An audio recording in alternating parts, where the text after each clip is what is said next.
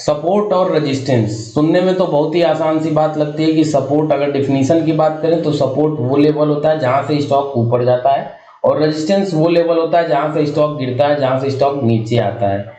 तो क्या आप हर एक ग्रीन कैंडल को सपोर्ट बोल सकते हैं नीचे के हिस्से को, और क्या हर एक रेड कैंडल को आप ऊपर के पार्ट को रेजिस्टेंस बोल सकते हैं? ऐसा बिल्कुल नहीं है। तो सपोर्ट और रेजिस्टेंस का फॉर्मेशन होता है, एक जोन होता है जहां पे बाइंग जोन होता है, उसको हम लोग सपोर्ट बोल सकते हैं, और जो एक जोन होता है जहां पे सेलिंग जोन होता है उसको हम लोग रेजिस्टेंस बोल सकते हैं। इतनी आसानी से नहीं समझ में आएगा, कोई बात नहीं, चार्ट पे समझेंगे, इसको प्रॉपर देखेंगे एग्जांपल के साथ।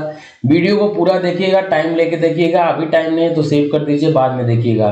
तो चलिए स्टार्ट करते हैं आज के इस वीडियो को। टेक्निकल एनालिसिस कोर्स का पार्ट 3 भी है ये, तो ध्यान से देखिएगा, इसको स्पेशल ये बिगिनर्स के लिए है।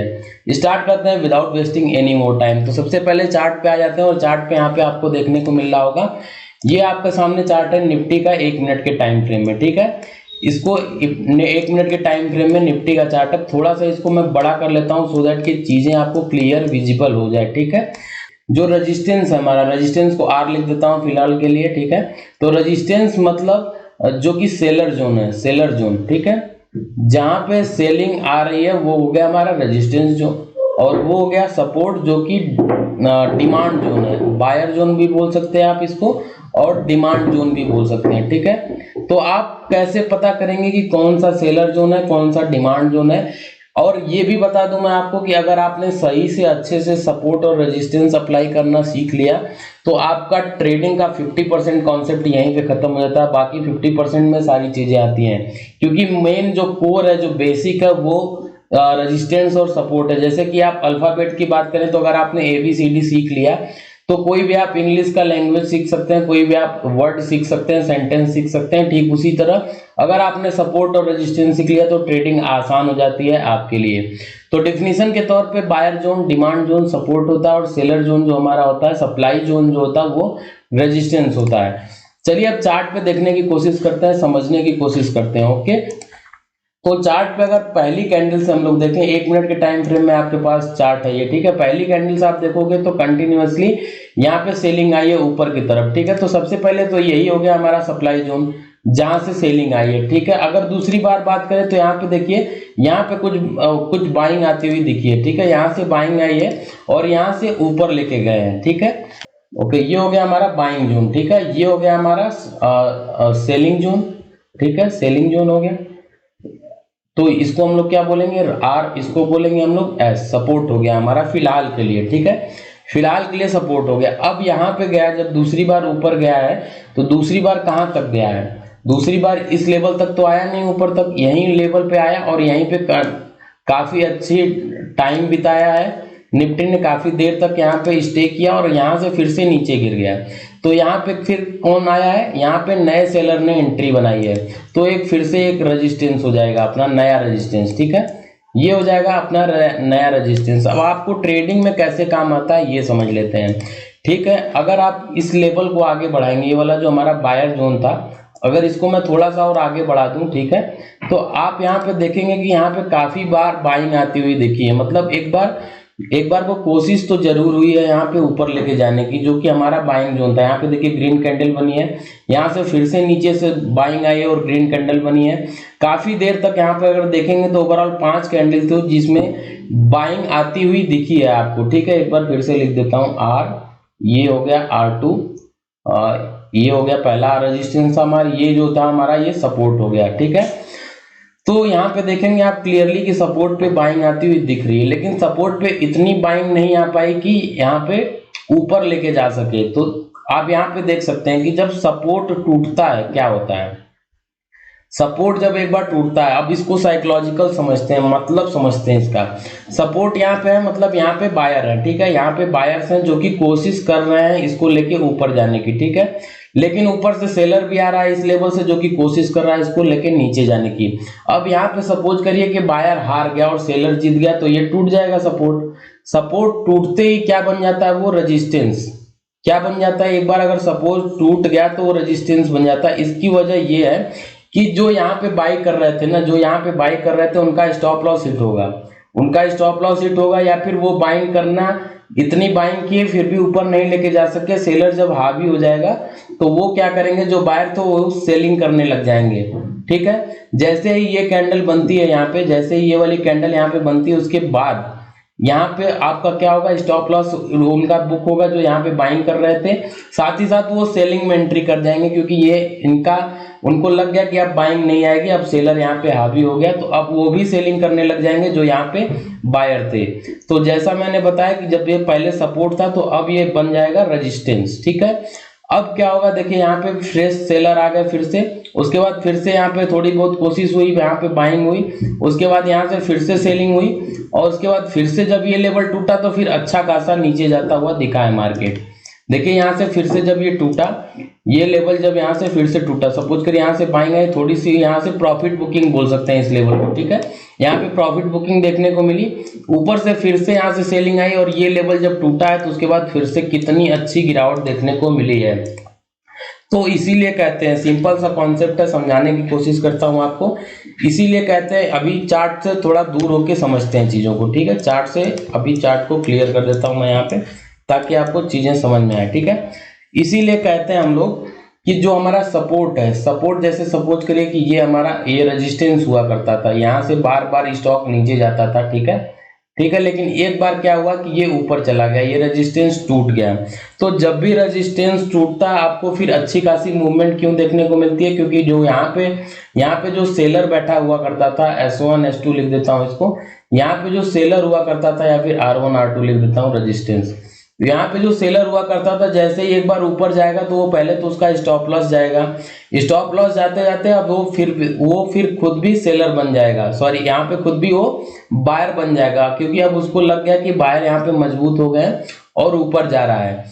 अब दूसरा कॉन्सेप्ट जो मैं बोलता हूँ आप लोगों को कि जो भी हमारा जो रेजिस्टेंस या सपोर्ट होता है, एक बार टूट जाए तो वो अपना सपोर्ट का काम करता है। फिलहाल एग्जांपल लेके समझते हैं हम लोग रेजिस्टेंस का, तो ये रेजिस्टेंस था, यहाँ पे टूट गया, तब ये दूसरी बार सपोर्ट का काम क्यों करता है, इसके पीछे का लॉजिक समझते हैं। ठीक है, सपोज करिए कि आप यहाँ पे सेल किया करते थे, आपने यहाँ पे सेल किया, यहाँ पे सेल किया, और इस बार ऊपर निकल गया। ठीक है, तो आप क्या करेंगे, आप बाइंग करने का इंतजार कर रहे हैं। अब क्योंकि आप ये ऊपर निकल गया, एक नया हाई बना के आया है स्टॉक, तो आप यहाँ पे बाइंग करने का इंतजार कर रहे हैं। प्लस जो लोग इधर कहीं मिस कर गए थे, स्टॉक को इधर कहीं मिस कर गए थे, वो भी बाइंग करने का इंतजार कर रहे हैं कि एक बार साला इस लेवल पे आ जाए तो इसको मैं बाइंग कर लूं। तो जैसे ही इस लेवल पे आता है, काफी लोग यहाँ पे एंट्री बनाते हैं, फ्रेश एंट्री बनाते हैं, नए न्यू बायर्स यहाँ पे एंट्री बनाते हैं। ठीक है, इसलिए ये लेवल अगेन ये सपोर्ट का काम करता है, जो कि पहले रेजिस्टेंस हुआ करता था। ठीक उसी तरह अगर समझेंगे सपोर्ट को, सपोज करिए ये सपोर्ट है, यहाँ से बार बार ऊपर जा रहा है स्टॉक। ठीक है, अब सपोज करें कि इस बार यहाँ पे ब्रेक हो गया। ठीक है, तो ये जो सपोर्ट पे बायर हुआ करता था, ठीक है, वो बायर हुआ करता था, एक बार उसको यहाँ पे लॉस लग गया तो वो सोचेगा कि जैसे ही यहाँ पे आएगा मैं फिर से इसको बेचूंगा। ठीक है, इसको बेचूंगा, और साथ ही साथ जो यहाँ पे फ्रेश बेचने वाले हैं वो भी बैठे रहेंगे कि यहाँ पे, इसको बोलते हैं ना, आपने सुना होगा कि कोई भी हमारा चार्ट पैटर्न होता है उसमें अगर ब्रेकआउट पे एंट्री मत बनाइए, रिटेस्ट पे अगर आपको कोई सिग्नल मिलता है तो वहां पे एंट्री बनाइए। तो सपोर्ट और रेजिस्टेंस आपका जो होता है रिटेस्ट के लिए, किसी भी चार्ट पैटर्न को आप ट्रेड करते हैं तो रिटेस्ट के लिए बहुत ही काम आता है। उम्मीद करते हैं कि आप लोगों को सपोर्ट और रेजिस्टेंस का कॉन्सेप्ट क्लियर हो गया होगा। एक दो और चार्ट पे हम लोग इसको देख लेते हैं लाइव, कि सपोर्ट और रेजिस्टेंस कहीं काम करता हुआ नजर आया हो। ठीक है, सपोज करिए अभी SBIN का चार्ट खोल देता हूं मैं आप लोगों के सामने, मैं बस अभी रैंडम खोल रहा हूं, मैंने कोई ऐसा प्लान नहीं किया हुआ है, तो मेरा समझाने का वो है, तो इसलिए मैं आपको रैंडम खोल के दिखा रहा हूं कि सपोर्ट कैसे काम करता है एक्चुअली। ठीक है, ओके, तो यहाँ पे रेजिस्टेंस देखेंगे, आपको क्लियरली देखने को मिलेगा कि रेजिस्टेंस कैसे काम किया है। ये देखिए पहली बार यहाँ पे सेलिंग आई थी। ठीक है, अब देखिए ये भी मैं बता दूं कि रेजिस्टेंस और जो सपोर्ट का जोन होता है ना, वो एक जोन होता है, ऐसा नहीं कि अब यहाँ बोले तो यहीं से एग्जैक्ट नीचे आएगा, हो सकता है कि उससे थोड़ा पहले से नीचे आ जाए, हो सकता है कि उसके थोड़ा ऊपर जाके नीचे आए। ठीक है, तो ये आपको ध्यान रखना है। तो अब देखिए ये रेजिस्टेंस जोन था, यहाँ पे नीचे आया था स्टॉक, ये बाइंग जोन बनाया था, ये हमारा सपोर्ट बना, उसके बाद यहाँ पे ऊपर गया, नए बायर आए, फिर से यहाँ से देखिए रेजिस्टेंस देखने को मिला या नहीं मिला, रेजिस्टेंस देखने को मिला या नहीं मिला। अब यहाँ पे देखोगे आप तो आपको ट्रेड कैसे इनिशिएट करना है रेजिस्टेंस के बेसिक पे।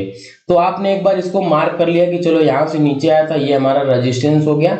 अब दूसरी बार जैसे इधर आता और ये वाली रेड कैंडल देखोगे आप, तो ये अपने आप में ये बेरिश मारुबोजू है, बेरिश इनगल्फिंग है, सॉरी ये कैंडल है बेरिश इनगल्फिंग। ये सारी चीजें टेक्निकल एनालिसिस के आगे वाले पार्ट में आपको मिलती रहेंगी। बेरिश इनगल्फिंग मतलब पिछली वाली कैंडल को पूरी तरह से निगल गया है, तो ये बेरिश इनगल्फिंग कैंडल बनी, इससे आपको सिग्नल मिल गया कि चलो अब यहाँ पे हम लोग सेल कर सकते हैं। तो देखिए रेजिस्टेंस को इस तरह से आप ट्रेड कर सकते हैं। ठीक है, अभी एक सपोर्ट का भी एग्जाम्पल दिखा देता हूँ। अब क्योंकि मैंने आपको ये भी बताया कि सपोर्ट और रेजिस्टेंस टूटता भी है, तो आपको इसका भी ध्यान रखना है। जरूरी नहीं कि हर बार रेजिस्टेंस से सेलिंग ही आए। अब रेजिस्टेंस पे आपको अगर कोई सिग्नल मिलता है सेलिंग का, इट मीन्स कि रेजिस्टेंस काम कर रहा है। अगर कोई सिग्नल नहीं मिलता है तो उसको एज ए रेजिस्टेंस आप ट्रीट नहीं करेंगे। ओके, चलिए ठीक है, एक बार आपको एग्जाम्पल देता हूं मैं यहाँ पे बायर का, यानी देखते हैं अगर कोई बढ़िया सपोर्ट बन के दिखाता है तो उसको मैं आपको समझाता हूँ। एक मिनट रुक जाइए।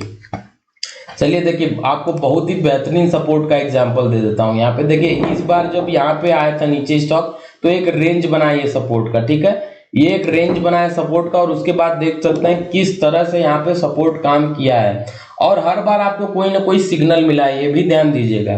देखिए यहाँ पे एक अच्छा कैंडल मिला आपको बाइंग का, ठीक है, ये सपोर्ट का सिग्नल हुआ। ठीक है, दूसरी बार जब यहाँ आया तो देखिए यहाँ पे डोजी मिली, ये भी एक सपोर्ट का सिग्नल हुआ, फिर ऊपर गया है। ठीक है, उसके बाद फिर नीचे आया, देखिए फिर से यहाँ पे हैमर मिला, ये भी सपोर्ट का सिग्नल हुआ, फिर से यहाँ पे डोजी मिली, फिर से सपोर्ट का सिग्नल, यहाँ पे देखिए बुलिश इनगल्फिंग, और इस तरह से आपको मिलता गया। तो सपोर्ट पे जब भी आपको सिग्नल मिलेगा तब आपको एंट्री बनानी as a buying, as a buyer, या फिर रेजिस्टेंस पे आपको जब भी एंट्री मिलती है एज ए सिग्नल मिलता है तब आपको एज ए सेलर एंट्री बनानी है। उम्मीद है आप लोगों को समझ में आया होगा सपोर्ट और रेजिस्टेंस का बेसिक कॉन्सेप्ट।